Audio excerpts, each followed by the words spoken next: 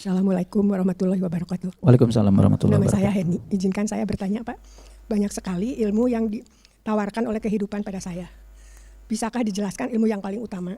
Dan bagaimana kita tahu bahwa yang dipelajari itu bermanfaat? Sekian, makasih. Ya, baik. Banyak sekali ilmu yang harus dipelajari. Karena kehidupan ini menawarkan begitu banyak tawaran. Ini ilmu, ini paling hebat, ini paling bagus. Banyak? Banyak. Kadang-kadang kita menjadi bingung. Dengan usia kita yang pendek ini, yang durasinya sangat pendek, sudah pendek usia kita juga masa belajarnya kan dari umur 7 tahun misalkan. Mungkin sampai umur 30, 35, ingatan kita juga sudah tidak secerdas waktu kecil lagi ya. Sementara tawaran ilmu begitu banyak, tetapi kita jadi bingung, sebetulnya ilmu mana ya yang harus saya pelajari dan diutamakan? Ilmu mana sih yang bisa menyelamatkan bagi diri saya? Jadi kalau Rasulullah pernah bersabda seperti ini, kamu boleh mendengar fatwa dari orang lain. Kamu boleh mendengar fatwa dari orang lain. Kamu boleh mendengar fatwa dari orang lain. 3 kali beliau mengatakan gitu. Tetapi yang paling penting, dengarkan fatwa dari dirimu sendiri. Jadi ilmu yang paling utama sesungguhnya adalah ilmu yang datang dari Allah. Itu yang disebut dengan ilmu laduni itu. Dan ilmu itu datang mengalir dari dalam. Wujudnya berupa apa? Berupa intuisi sebetulnya. Ilmu yang datang dari kitab kita sendiri.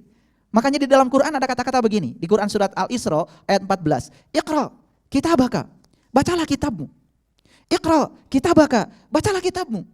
Iqra kitabaka, bacalah kitabmu. Kafa binafsika al-yauma 'alaika hasiba. Dan cukuplah itu sebagai juru hisabmu. Itulah juru pembimbingmu. Jadi sebetulnya ilmu sejati yang paling utama yang harus kita dengar adalah ilmu yang datang dari kitab diri kita sendiri. Dan kitab sejati yang ada pada diri kita kan tiada lain adalah beliau sendiri. Yang suka mengingatkan kita, yang sering coba aja, yang sering menegur kita. Karena sifatnya kan ada sifat sidiknya, sifat amanahnya, sifat patonahnya, sifat balagohnya, itu sudah ada dalam diri kita. Itu hidup loh. Dan kitab yang ada pada diri kita itu bukan berbentuk tulisan, sebab dia berwujud kitab yang hidup. Yang selalu mengingatkan kita dari dalam. Kalau itu saja dituruti udah keren banget. Mohon maaf ya, ada orang yang tidak pesantren, mungkin tidak terlalu pintar ya baca tulis Quran. Tinggal pun di pelosok terpencil sekali. Jauh dari kota di mana pendidikan ada. Apakah dia tidak tahu kebenaran?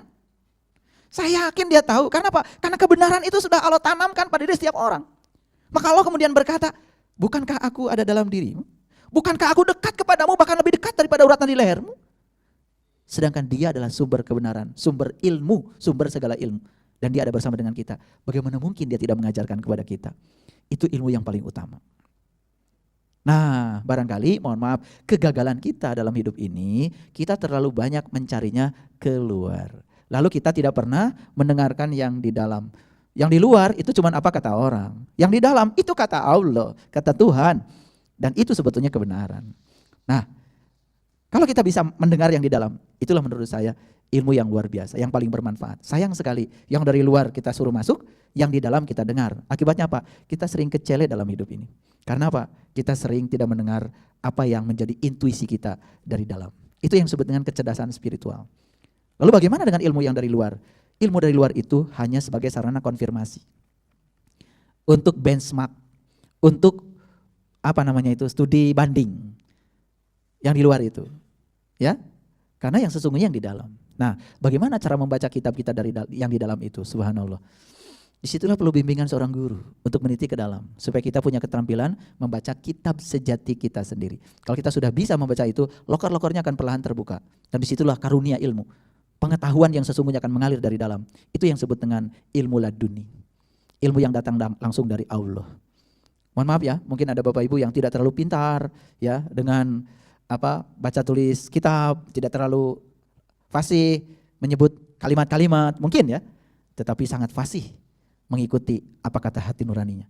Saya kira ilmu itu yang akan menyelamatkan dan sudah tidak bisa disangkal lagi kalau ilmu itu sangat luar biasa, tidak pernah bohong karena itu ilmu yang sangat luar biasa menyelamatkan. Barangkali itulah ilmu yang paling utama. Makanya harus bisa cara membacanya ke dalam. Kalau belum bisa harus belajar. Saya tidak bisa membuka cara belajarnya gimana, karena ada ruang khusus untuk itu. Nah makanya itulah belajar meniti ke dalam diri itu menjadi kunci utama untuk belajar kebenaran. Baik.